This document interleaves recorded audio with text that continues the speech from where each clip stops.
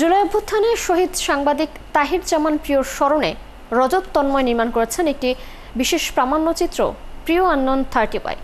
শনিবার জাতীয় জাদুঘরের প্রধান মিলনায়তনে হয়ে গেল এর প্রদর্শনী। এদিন প্রিয়কে স্মরণ করতে এসেছিলেন সংস্কৃতি উপদেষ্টা মোস্তফা সরোয়ার ফারুকী সহ নানান গুণীজন। আরও জানাচ্ছেন আরিফ হক।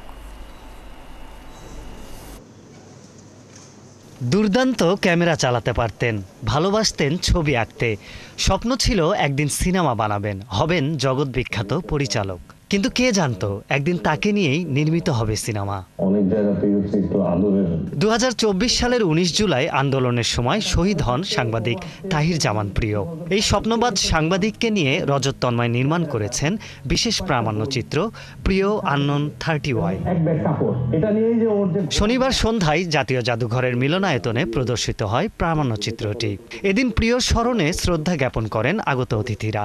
প্রিয়র মতো মানুষ যে আন্দোলনে ছিল, সারা জীবন লড়াই করেছে, সেই মানুষটাকে ধরার চেষ্টা করেছি। আপনারা দেখবেন, বলবেন, লিখবেন, এটা নিয়ে এতটুকুই।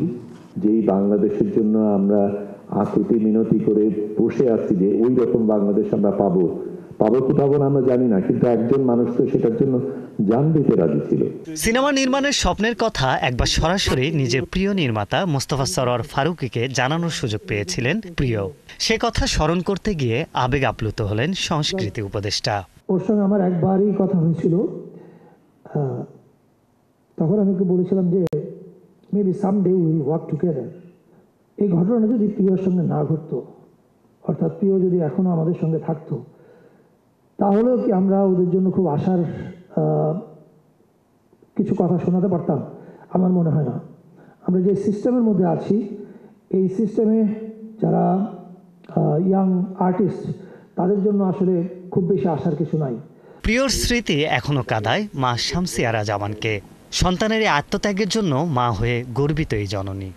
একটা ছেলে চলে যাওয়ার পরে, একটা মানুষ চলে যাওয়ার পরে যে মার জন্য এত সম্মান দিয়ে যেতে পারে, এটা আমি কখনো কল্পনা করিনি। যারা রজত, দোলা এবং যারা এই ফিল্মটা তোমরা বানিয়েছো, তোমাদেরকে অসংখ্য দোয়া। তোমরা সামনে এগিয়ে যাও। প্রায় 20 মিনিট দৈর্ঘ্যের এই প্রামাণ্যচিত্রে শহীদ তাহির জামান প্রিয়র ঘনিষ্ঠজনদের পাশাপাশি দেখানো হয়েছে তার মর্মান্তিক মৃত্যু এবং পরবর্তীতে লাশ শনাক্ত করার তথ্যাবলী। আরিফ হক, 71, ঢাকা।